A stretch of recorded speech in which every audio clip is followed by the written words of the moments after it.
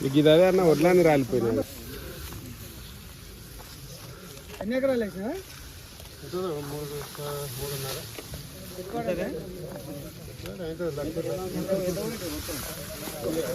3.5 మొత్తం ఇట్లే జరగంత మొత్తం 80% పోయిందా? వచ్చేదా ముందు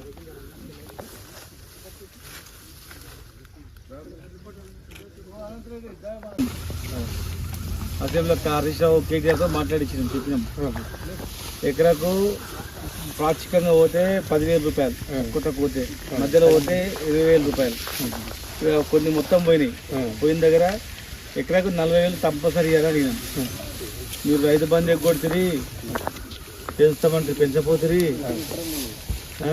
అన్ని ఎగ్గొడుతుంది, కనీసం రైతులు వడగండ్ల వాళ్ళకి బాధితుల కానీ ఇయ్యండి బాబు అని చెప్పినాం.